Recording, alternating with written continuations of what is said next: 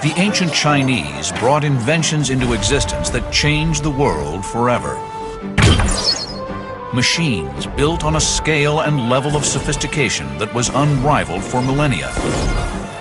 Many of their inventions redefined engineering. But perhaps their most lasting legacy lies in one area: a sphere of technological innovation in the field of war.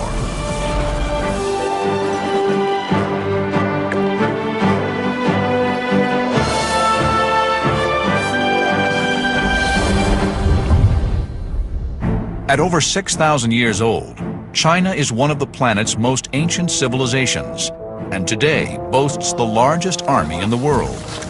60 centuries of military heritage has left an incredible legacy of technologically advanced weapons. Now, new discoveries are making us realize that much of what we thought we invented actually existed thousands of years ago. Armies that used handguns, landmines, and massive attack catapults to destroy whole towns. Lethal flamethrowers that rained fire on the attackers. High-velocity cannons and lethal incendiary bombs that blasted whole battalions out of existence. And even self-propelled missiles. Machines of war that would be instantly recognizable to the frontline troops serving in today's armies. Most of the weaponry used in modern warfare has its roots originally in China. Chinese military innovators were thousands of years ahead of their time. The Chinese, throughout a lot of history, have been at the absolute cutting edge of military technology. Incredibly, their use of gunpowder and military rockets is stunningly similar to the way we use them in battle today. It's certainly one of their major contributions, for better or for worse, to the history of the world. There's no doubt that through a lot of history, the Chinese have been the greatest military innovators on Earth, and their technology has certainly been at the absolute forefront. In 400 BC, China was not a unified country. Several states existed in the area, and they were all trying to take control. The state that could take control of its neighbors would win the greatest prize: domination of China. And to beat their neighbors in battle, the Chinese military engineers accelerated the development of killing machines. In the Bronze Age, around 800 BC, warfare in China relied on hand-to-hand combat and the sword. Chinese blacksmiths were producing amazing advances in metalworking. The result was an array of axes, knives, and swords, the most lethal blades the world had ever seen. The craftsmanship that went into a Chinese sword was extraordinary. They forged iron with carbon to produce ultra-hard blades set into hilts of exquisite craftsmanship. They used an ingenious approach to cooling the blade in the forge, where the middle was coated in a heat-resistant substance that allowed the edge to cool quicker than the middle. The result was a very strong and very sharp weapon. As their skill with metal grew, so did the length of the blades they could produce. In the Kingdom of Qin, swords became longer, about 36 inches, and this gave a good advantage in combat. The longest swords in Europe at the time were only 27 inches long. To make long swords, advanced technology was needed to assure their sharpness and flexibility. Swordsmiths had mastered the chemical properties of metal, in particular chromium plating, an extremely complex chemical process. The result was an incredible level of hardness and durability. The sword still shines and has not gone rusty after 2,200 years. This is a result of the chromium plating on it. How could the Chinese swordsmiths have coated the 8-sided blades with this chromium? With no electricity 2,200 years ago, the chromium plating must have been done by a chemical method. Something rich with chromium was wiped on the weapons, or the weapons were buried with chromium and heated up. The answer is still a mystery. But even after 2,000 years, the swords have the cutting precision of a modern-day razor. At point-blank range, a trained swordsman could deliver the point of the sword into an enemy with a force of 3,000 pounds, enough to drive through armor, flesh, and bone. Each sword has 8 surfaces, and every line on each surface is beautifully crafted. The most important thing is that the blades are really sharp. This is actually as sharp as a razor. At the Tangxi sword factory in Qiping, modern craftsmen are still creating these exquisite weapons in the same way they were crafted 2 millennia ago.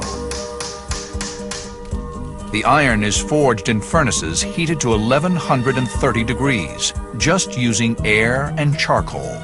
The sword is then pounded with a heavy hammer. This flattens the sword into a very thin blade and also hardens the metal. This process, known as tempering, is repeated time and time again, at each stage the sword becoming harder, thinner, and more deadly. Attention is paid to the smallest details on the beautiful hilts, and the result is an exquisite creation, part work of art, part deadly weapon. But were there even longer blades wielded in ancient China? Dr. Tom Richardson is curator at the Royal Armouries in Leeds, England. The armories boast one of the largest collections of rare military hardware on the planet. Here lies one of the most unique weapons of the ancient world, a dagger axe. It was called the Ge. This beautifully engineered, pointed, bladed weapon was originally fastened onto a 10-foot staff. The dagger axe inflicted massive punishment over 2,500 years ago. Today, only the bronze blade itself remains. The fluke at the back of the blade passes through the haft, and the slots here on the back of the blade are intended to bind the blade onto the haft. The weapon's precision design ensured that the blade could be used to maximum effect in hand-to-hand combat. Each blow would deliver a force of 6,000 pounds. To be on the receiving end of just one thrust would have been agonizing. They're swung on very long hafts, and you can imagine the concussive impact of one of these blades swung on the end of a long pole. By 1000 AD, China was over 1,000 years old and had consolidated her military might. Her engineers and blacksmiths were becoming expert at creating deadly weapons. But it was the chemists and alchemists who stumbled across a mixture that would completely rewrite the history books and redefine the art of war like nothing before or since. The art of warfare would be unrecognizable today were it not for a 1,000-year-old Chinese invention. The first we hear about gunpowder in ancient China is actually from philosophical Taoist tracts. These were scientists looking for elixirs of immortality, and what they found was in fact the exact opposite. The art of warfare was changed forever. The introduction of gunpowder was the first time that any kind of energy other than human muscle had been applied to warfare. Until that time, everything had to be done by either human or animal muscle. Gunpowder harnessed chemical energy, which could be released over a very short period of time, and gave that enormous power into the hands of the military. The first place that happened was China. But how is this world-changing substance made? It turns out to be a fairly simple recipe. John Naylor is an expert in the history of military hardware. The basis of gunpowder and any sort of explosive is a fuel. In this case, the fuel is charcoal. We need to powder it, grind it down. In fact, it often works best to have a mixture of coarse and fine powdered charcoal. Powdered charcoal is mixed with 2 other common chemicals in precise proportions. Mixed together and ground very carefully, you end up with your black powder. The bowl and spoon John is using are made of pure silver. John cannot risk using steel or any other metals that can spark when banged together. The reason is obvious. The 3 of them combined, mixed together, turn innocuous chemicals into the driving force of warfare for nearly 1,000 years. Having stumbled upon the ultimate ingredient for weapons of war, China realized its potential and launched large-scale production. The first evidence of industrial production of gunpowder in China is dated to 1040 AD, and initially not for use as an explosive, but rather as a fire-producing compound. Gunpowder has different properties depending on the exact proportion of its ingredients, and early varieties of gunpowder didn't explode, but they simply burnt at varying speeds. So that the most useful application at that date was either as an incendiary thrown from a catapult inside a soft paper casing that would burst into flames on impact, or a match which would continue to burn quite slowly for several hours and could be held in front of a stream of inflammable oil. With the right mix of gunpowder, military engineers developed a sparky fuse that would lead to the emergence of a new and terrifying weapon: the flamethrower. When the flamethrower was first used by the Germans in the First World War, it came as a terrible surprise to the Allies and was regarded as a particularly horrific example of the way that modern warfare was going. I think it would have been a surprise to anyone at the time to realise that flamethrowers had been in use for nearly 1,000 years in China. Throwing or projecting fire was not a new tactic in warfare. Greek fire had been in use for several hundred years before that, but the Chinese advance on this was to produce a continuous stream of flammable liquid. This ancient flamethrower was among the first to utilize liquid fuel. This flamethrower is from the Song dynasty. It was made to use gasoline, which had been used in China very early on. The liquid properties of gasoline meant it could be sprayed out of a nozzle. This was then ignited at the muzzle by a piece of slow match impregnated with gunpowder. So this was not only the first continuous action flamethrower, but it was also the first known use of gunpowder in military technology. In a remote location, somewhere in rural England, we are about to test a replica of this ancient weapon. Richard Windley is an ancient technology expert who is intrigued by the design of the gunpowder fuse. Certainly the ignition details we have for the flamethrower from the original text indicate that it was some kind of very slow burning but sparky fuse which gave plenty of sparks but burned relatively slowly. It'd be no good having a fuse that burned quickly because it would just burn away and there wouldn't be enough ignition there for the thing to keep up a continuous stream. But what flammable agent would the ancient Chinese pyro commandos have used in their weapons? We think that what they were using was something similar to gasoline or kerosene. So what I'm actually using in this device is a mixture of the two. With the chemistry of the fuse and the incendiary understood, Richard researched the ancient texts for clues as to how the flamethrower actually worked. So this is our reconstruction of the Chinese flamethrower. Basically what we have is a brass cylinder. The quality of the brass was actually specified in the original document. And this forms the cylinder of a pump. Inside here is a piston, which is about so big. This would probably be made out of bronze or possibly wood, and it would be bound round with cord until it was a really snug, tight fit in the cylinder so we can get plenty of pressure. This moves backwards and forwards as the handle is moved backwards and forwards. On the forward stroke, it forces out the flammable liquid through a nozzle at the front of the device. And on the back stroke, it forces the fluid which is in here, it forces that down through that pipe there, up through an internal pipe here, and to a secondary nozzle at the front. So we're effectively getting two squirts, one on the forward stroke and one on the backward stroke. At the back of the flamethrower is a large diameter extension to the cylinder, and this forms what we'd now call a gland. This would have been packed with string or cardboard, and the purpose of this is to stop the fluid on the backstroke being forced out and covering the operator. The reservoir is in the bottom. Initially, in the original device, the whole thing, this whole tank, would have been a large reservoir which would probably be holding something like 25 litres.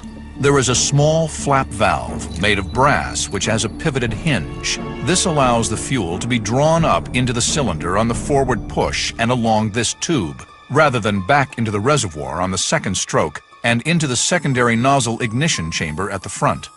The ignition system is a slightly different proposal because the texts are not that clear on how exactly this worked.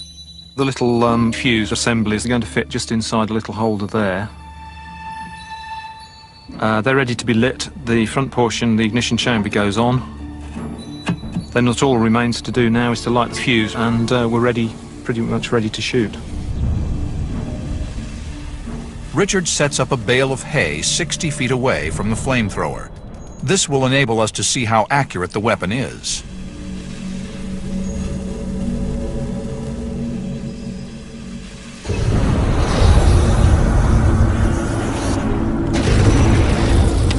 The flamethrower fires burning gasoline over 60 feet and instantly incinerates the target Richard has set up. A devastating weapon of war.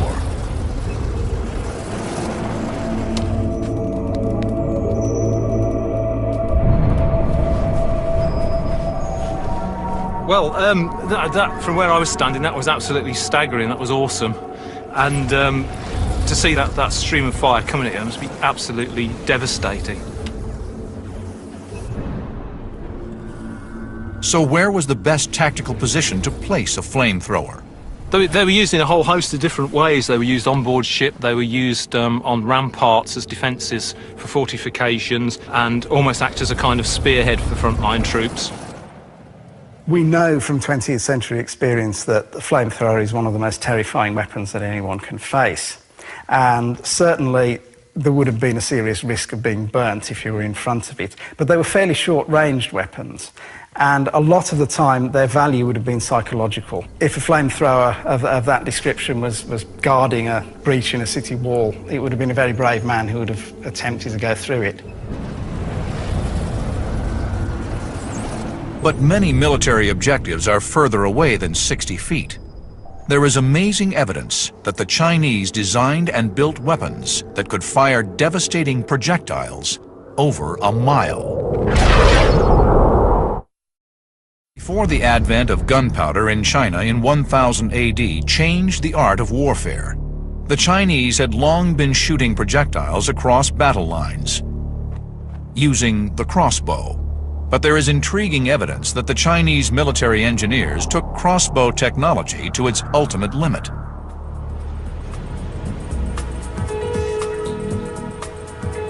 In Chinese archives lies a rare copy of an ancient text, The Essentials of the Military Arts, written in the 11th century. It is a magnificent document on ancient Chinese warfare. Within its pages are fascinating glimpses of complex and awe-inspiring machines. One such machine was the triple crossbow, an incredibly powerful siege weapon. The triple crossbow was a 25-foot-long device that employed not one, but 3 bows to give it extreme power. This was a heavy-duty assault weapon that needed a whole team of men just to arm the beast. This is the largest long-range weapon. The original model would be twice as big, twice as long as this model. Mostly it's used to defend, but it could certainly be used for attack. It has fierce power from these triple bows. It would take 10 soldiers or more to turn the axle and to load the string on the trigger. But what kind of ordnance could this monster unleash? The arrows for the siege crossbow were huge. They were made from iron and could fly as far as a mile. These 10-foot full metal jacket-tipped missiles would have smashed through anything they met. But despite its gargantuan size, the siege crossbow was a mobile and versatile weapon. The giant siege weapon was mounted on a pivot and axle, allowing it to be targeted quickly and with precision. Once the weapon had a target in its sights, the power straining to unleash the missile would be freed by banging the trigger with a hammer. The ability to threaten a town with a single weapon provoked a rush to develop countermeasures and defenses within Chinese city walls. And where the defenders built higher and wider, the aggressors built taller and stronger. Perhaps the most effective of the ancient Chinese siege attack weapons was the whirlwind catapult. Acting like a heavy-duty sniper rifle, the whirlwind could release a projectile with pinpoint accuracy at any part of the town wall or its inhabitants. Western siege catapults of the time worked by pulling down a massive weight, loading the projectile, and then releasing the weight. The whirlwind was different. There was no weight. Instead, a squad of 10 men would pull down on the short end of the lever, hurling the 120-pound ball up to a quarter of a mile. This meant that the whirlwind was a very light and mobile multiple-use weapon and could be deployed anywhere around a siege or even in open battle. But there's more. Western catapults needed a solid frame to support the great weight. The elite whirlwind catapult was supported by just a single pole. This gave it another advantage. The advantage of the whirlwind catapult was the mobility and flexibility that it provided, in contrast to the larger siege engines, which were basically static. A whirlwind catapult could be mounted on a tower or a city wall and used to command a very wide arc of fire, or alternatively, on the battlefield, it could be rushed quickly to any place where massed firepower was required. In ancient texts, there are accounts of whirlwinds forming parts of batteries of thousands of catapults, which could lay devastation to entire cities within hours. But the purpose of a siege was not always to obliterate the enemy town. Often the objective was to overrun the city with infantry. There is evidence in the texts of large assault machines known as cloud bridges. Their name might sound peaceful, but their purpose was anything but. This 10% scaled-down model is one that incorporates an extendable ladder. The ancient Chinese invented this siege machine with the name cloud bridge, meaning very tall bridge. It has wheels and it could be pushed forward until it reached the wall. Soldiers could safely hide inside the machine until the wall was reached. Stepping on this ladder, the city walls could be climbed onto. You can imagine in a battle scores of cloud bridges being pushed forward and hundreds or thousands of soldiers climbing the ladders. Cloud bridges were really powerful in ancient wars. And some of the cloud bridges were truly massive, driven by teams of oxen. The main point of this type of machine is to get attacking troops on top of the city wall. So it was obviously important, as the height of walls increased, that the height of the machines was increased to match them. But no weapon of war is invincible. The normal way of attacking this kind of wooden siege engine was obviously to set it on fire. This could be done simply by throwing burning materials at it, or in a later period by the use of burning oil or flamethrowers. So the logical counter was to cover the machine with uncured hides, which would be very difficult to burn, keep them soaked with water, and in that way armour them and the people inside against missiles at the same time as you make them fireproof. And if the attackers breached the city walls, there were lethal defenses waiting for them. The ancient world's equivalent of razor wire. This battle machine is called a San Yuan knife cart. It's a two-wheeled cart installed with knives. Its major function is in the eventuality that the gates failed to hold or the city walls were breached. It would be rolled into place to block up streets and defend them. The knife cart was as effective as razor wire, with one improvement. It was mobile and could be deployed wherever the defender's need was greatest. But just like razor wire, it could fit any gap. In the ancient wars, a practical cart was built according to the size of gates or width of streets. I think it would be twice the size of this, at least. But not all heavy military hardware was used in urban conflict. At first sight, it might look like it was designed to scale city walls, but this machine had a more intriguing purpose. This is a military machine used in ancient Chinese warfare with the name nest cart. It is actually a small house that can be lifted up and down to scout.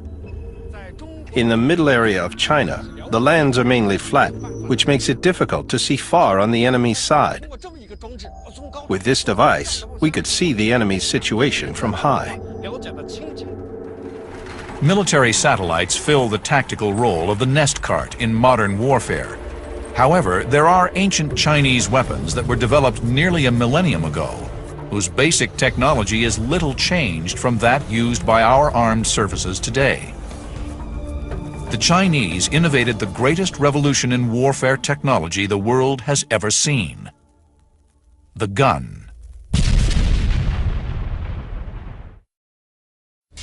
The range and ingenuity of Chinese weapons of war is incredible, but it wasn't until the invention of gunpowder that Chinese military hardware entered the modern era, and ancient Chinese armies began to use a weapon that would be recognizable to the modern soldier. By the 10th century, weapons called fire lances, bamboo tubes filled with kinds of gunpowder, mixed with fragments of iron, ceramic shards, things like that, they were set fire to. You advance towards the enemy and these things spit fire and various bits of poisoned ceramics. At the same time, new compositions of gunpowder were being developed, which produced much more explosive force and less in the way of flames. And when these were combined with the principle of the projectile being forced out of a barrel, the result was the development of the gun. In the National Military Museum in Beijing lies a stunning weapon: the world's first handgun. Made in the Xisheng period in 1351, this extraordinary weapon shows characteristics of a modern firearm, including the clearly visible muzzle and firing chamber. The invention of gunpowder weapons certainly revolutionized Chinese warfare, but it did far more than that. Within 40 years, the same technology had spread all the way from China to the west of Europe. And in fact, the use of gunpowder as a propellant, as a weapon, revolutionized world warfare. This is an example of a Chinese gun, probably of the 16th or 17th century, but it's a wrought iron construction with hooped staves around the barrel. And this type of gun appears really very, very early in China. You can see at the center there's a thickened breech section to reinforce the barrel against the blast as the main charge goes off. And you can see the touch hole where light's applied to it. A fuse would be placed into the hole. When this fuse was lit, it would carry the flame into the breech of the weapon. Inside, the packed gunpowder would explode violently. The entire force of the explosion had nowhere else to go other than to force the projectile out of the long tube towards the hapless target. The bullet is projected out of the gun with incredible force. The same principle which is used in the early handguns which have been found from medieval China can be applied to very much bigger weapons, including cannon large enough to batter down city walls. This is the earliest tube-shaped metal gunpowder weapon in the world. It was made in the year 1332 and is the grandfather of all modern cannons. The calibers and length of the tubes have become bigger through the development of the cannon. This means it can support heavier bombs and bigger trajectories, and the damage done by the cannon becomes bigger and bigger. But the devastation caused by an explosion can be employed as a method of attack in itself: the bomb. There is evidence in ancient texts that the Chinese invented explosive devices with triggering mechanisms nearly 1,000 years ago. A new discovery is forcing us to go back and rewrite the history books. There was an ancient Chinese weapon tactically identical to a device used on the battlefields of Vietnam. Could the Chinese have invented the landmine? Most people would expect that a landmine would be an innovation of the 20th century, but in fact something very similar was in use in China as early as the 13th century, and by the 15th it had been developed into a very sophisticated device which could be set off by the pressure of a person's foot. This would release a pin which would release a weight underground and set off a flint and steel detonator. and this would explode a large piece of bamboo stuffed full of gunpowder right underneath the enemy soldiers' feet. This would send shards of bamboo and other shrapnel exploding upwards and through the feet of the enemy, rendering them immobile. But devices like the handgun and the landmine were only possible because the Chinese had a long tradition of creating technologically advanced weapons of war. Over 1,500 years before the landmine and the handgun, Chinese metallurgists were already producing devastating attack weapons. One of these was the high-intensity crossbow. The crossbow is responsible for countless victories in Chinese history, and there were millions of them issued to infantry troops.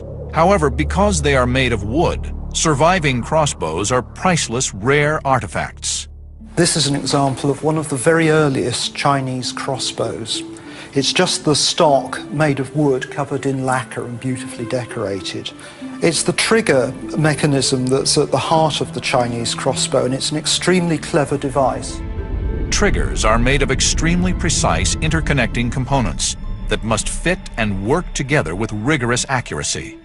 To manufacture them required an incredibly advanced level of casting expertise. And in fact, the technology is quite comparable with a lot used in the gun trade a millennium and a half later. Yet these things were invented in the 4th century BC. The crossbow was a significant technological development over the simple bow that was used for thousands of years by civilizations all over the world. But how is this design more effective than the simple bow? The ordinary bow is formed by an arc and a bowstring. It's pulled by hand, and as a result, the bowman would get tired using it. It's also hard to aim. But the Chinese crossbow is mounted on a frame, and the string is pulled back and held in position by a latch attached to a trigger mechanism. The trigger mechanism could be conceived as the ancestor of the trigger from a modern rifle. The trigger mechanism would enable the bow to be held ready-armed for long periods without tiring the archer, and thus taking aim would be easier. This gives the crossbow an important tactical advantage over other bows. The most significant advantage of the crossbow is that soldiers could use it for ambush. Once they discovered and aimed at targets, they would simply need to pull the trigger. Then the arrow would fly out with incredible power. It only demands the small force of pulling the trigger with a finger, and it would be transformed into a really big force to shoot out the arrow.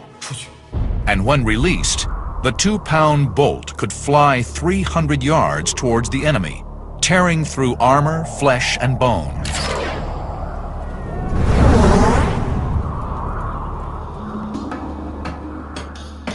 Crossbow technology and the skill of crafting these elegant assault weapons has not been lost. Yang Fushi comes from a long family line of crossbow makers that dates back nearly 2,500 years. He still makes bows to an ancient design, using only the tools and materials available to the ancients. I couldn't tell you how many generations in my family have been making bows. My ancestors were all bow makers. This looks exactly the same as a crossbow excavated from a West Han tomb. This is a Han Nu crossbow. In Chinese, this means with anger. Its history can be traced back to 2,500 years ago. This replica was made exactly according to ancient drawings. The trigger on this crossbow is made of bronze and exactly the same as the one excavated. Many modern tools were used like lathes, mills, and planes. Our ancestors could make these exquisite triggers thousands of years ago without modern tools. Through the process of creating these beautiful replicas, Yang Fushi has discovered a tactical benefit of the crossbow. The leather strips bound on the chocks are to fasten the bow. The bow can be disassembled to make it convenient to carry on military marches, and then reassembled on the battlefield.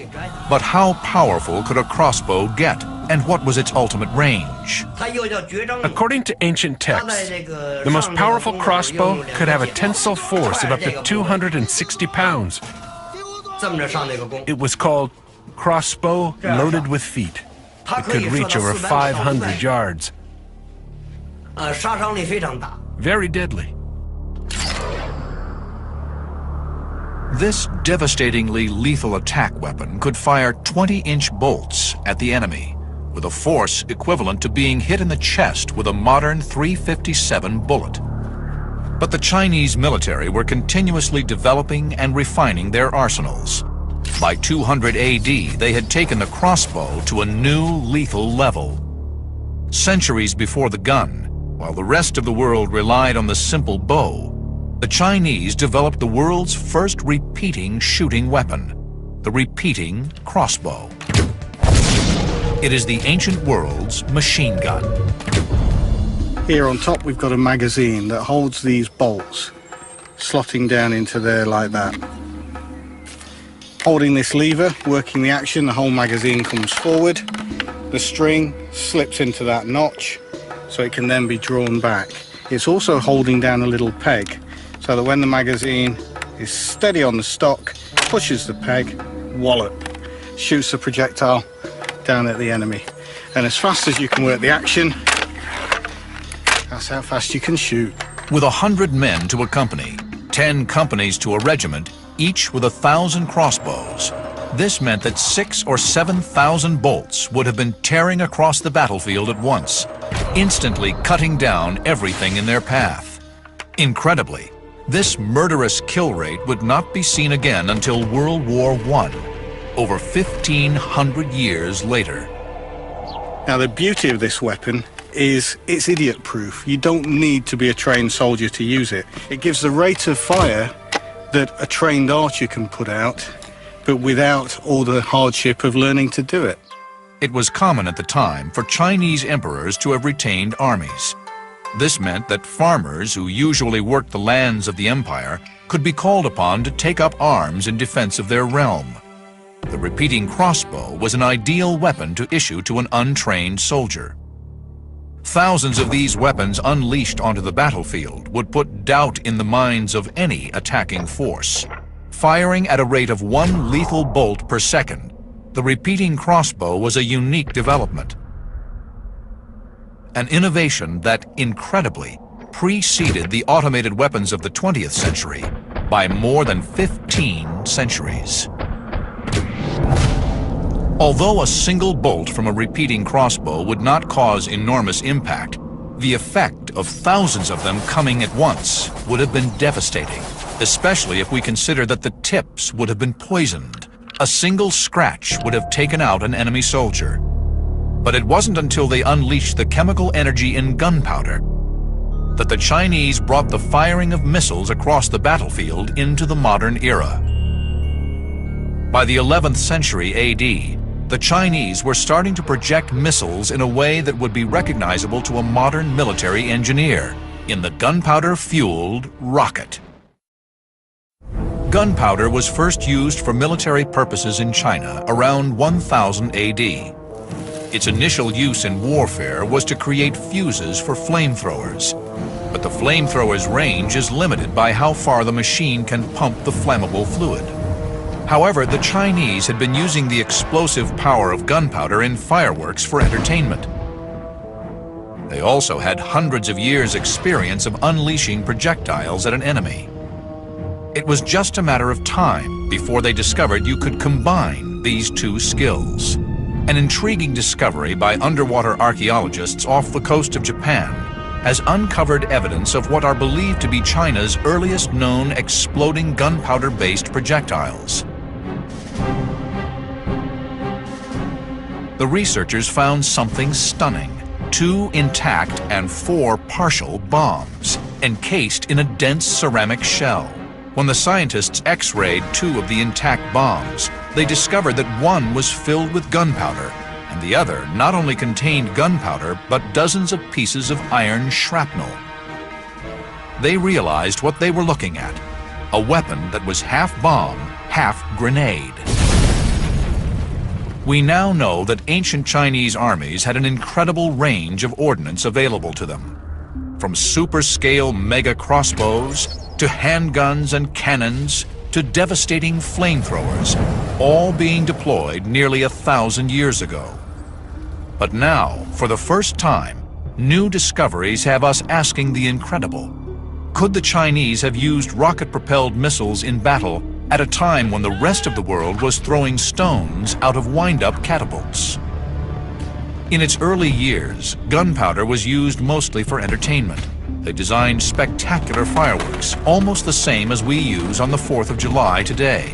But could this expertise be turned to use in battle? Could the Chinese adapt their rocket technology and create self-propelled weapons of war? Under the Song dynasty in the 13th century, they were still used only for toys and for firework demonstrations. But soon after that, they began to have a military application. This was well before the use of rockets in warfare anywhere else in the world. The early applications of rocket technology to military uses were basic. They involved attaching a gunpowder-based rocket to an arrow to give the projectile propulsion. Intriguingly, there is evidence of early trials in which rockets were attached to aerodynamic bird-shaped creations. But developments were right around the corner. Under the Ming dynasty, from the middle of the 14th century, rockets began to be used en masse in Chinese warfare. They were fairly small devices with arrowheads on the end of a stick propelled by a rocket tube. They didn't have explosive warheads, so they were most useful when fired en masse. Just like the multiple rocket launchers of today, Chinese rocket launchers caused devastation on the battlefield. And it didn't stop there. There was an invention that took rocket technology to the ultimate limit. A piece of military hardware little different to the rockets that modern armed forces put into the field today. The ballistic missile. Invented in the early 14th century, even its name was designed to strike fear into enemy troops. This is an ancient weapon called Fire Dragon issued from water. It was used in naval battles, and when issued, it had a long flame tail, looking like a fire dragon. There are many types of bamboo in China, so it's easy to find the material to build the weapon's body. But how did it work? It has something like fireworks attached to the outside, which act like a powder flask when they are lit. The whole thing starts to fly. The mouth in the front is loaded with gunpowder, which explodes the enemy's ship. But there was more to the weapon than that. The rocket was built in 2 stages. During the flying, the first stage burns, but ignites the second stage. This drives the Fire Dragon to fly further and reach the enemy's ship and explode. But even if the enemy was out of range, the Fire Dragon had a contingency. There was a magazine of 3 rocket-driven arrows loaded within the mouth of the missile.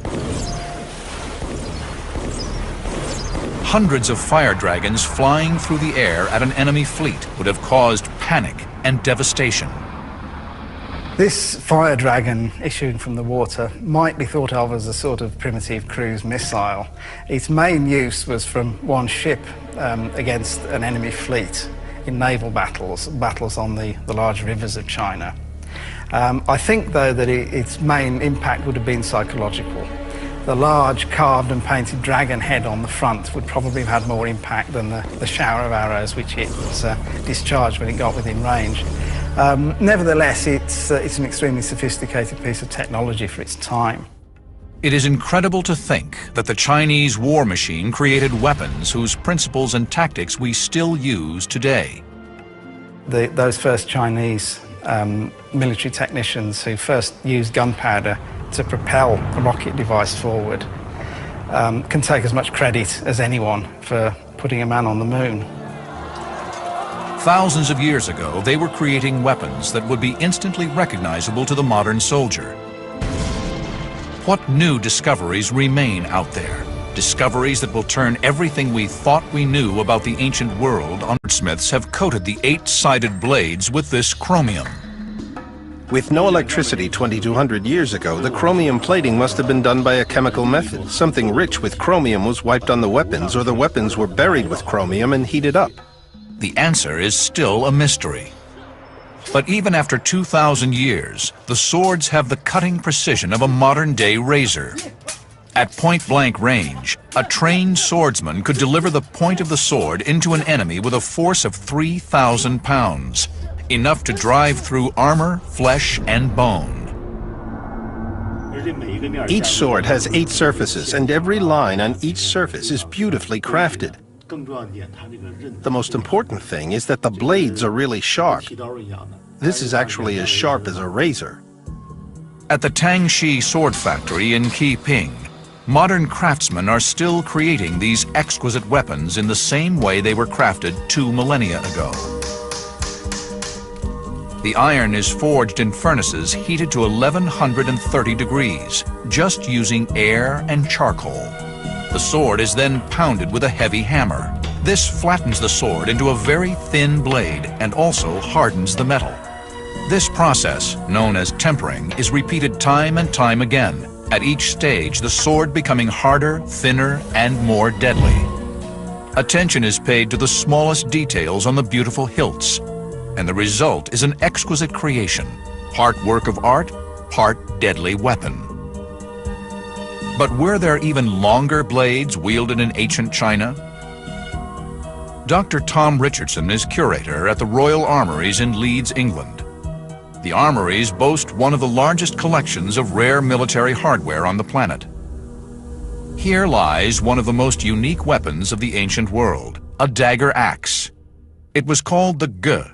This beautifully engineered, pointed, bladed weapon was originally fastened onto a 10-foot staff.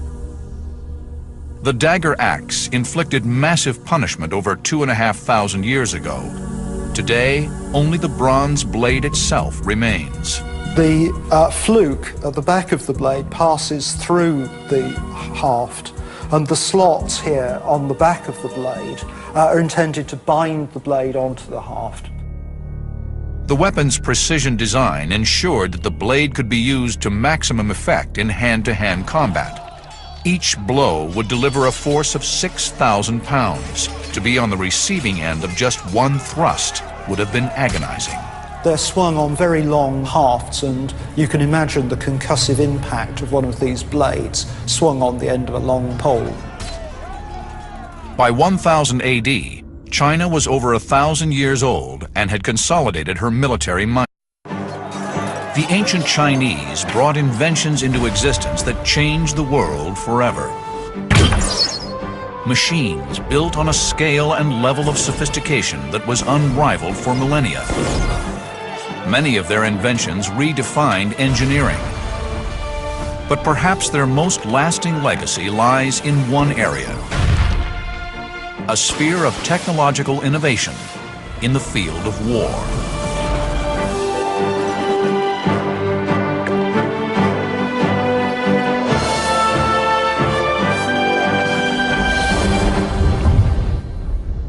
At over 6,000 years old, China is one of the planet's most ancient civilizations, and today boasts the largest army in the world. 60 centuries of military heritage has left an incredible legacy of technologically advanced weapons. Now, new discoveries are making us realize that much of what we thought we invented actually existed thousands of years ago. Armies that used handguns, landmines, and massive attack catapults to destroy whole towns. Lethal flamethrowers that rained fire on the attackers. High-velocity cannons and lethal incendiary bombs that blasted whole battalions out of existence. And even self-propelled missiles. Machines of war that would be instantly recognizable to the frontline troops serving in today's armies. Most of the weaponry used in modern warfare has its roots originally in China. Chinese military innovators were thousands of years ahead of their time. The Chinese, throughout a lot of history, have been at the absolute cutting edge of military technology. Incredibly, their use of gunpowder and military rockets is stunningly similar to the way we use them in battle today. It's certainly one of their major contributions, for better or for worse, to the history of the world. There's no doubt that through a lot of history, the Chinese have been the greatest military innovators on Earth, and their technology has certainly been at the absolute forefront. In 400 BC, China was not a unified country. Several states existed in the area, and they were all trying to take control. The state that could take control of its neighbors would win the greatest prize: domination of China. And to beat their neighbors in battle, the Chinese military engineers accelerated the development of killing machines. In the Bronze Age, around 800 BC, warfare in China relied on hand-to-hand combat and the sword. Chinese blacksmiths were producing amazing advances in metalworking. The result was an array of axes, knives, and swords, the most lethal blades the world had ever seen. The craftsmanship that went into a Chinese sword was extraordinary. They forged iron with carbon to produce ultra-hard blades set into hilts of exquisite craftsmanship. They used an ingenious approach to cooling the blade in the forge, where the middle was coated in a heat-resistant substance that allowed the edge to cool quicker than the middle. The result was a very strong and very sharp weapon. As their skill with metal grew, so did the length of the blades they could produce. In the Kingdom of Qin, swords became longer, about 36 inches, and this gave a good advantage in combat. The longest swords in Europe at the time were only 27 inches long. To make long swords, advanced technology was needed to assure their sharpness and flexibility. Swordsmiths had mastered the chemical properties of metal, in particular chromium plating, an extremely complex chemical process. The result was an incredible level of hardness and durability. The sword still shines and has not gone rusty after 2,200 years. This is a result of the chromium plating on it. How could the Chinese sword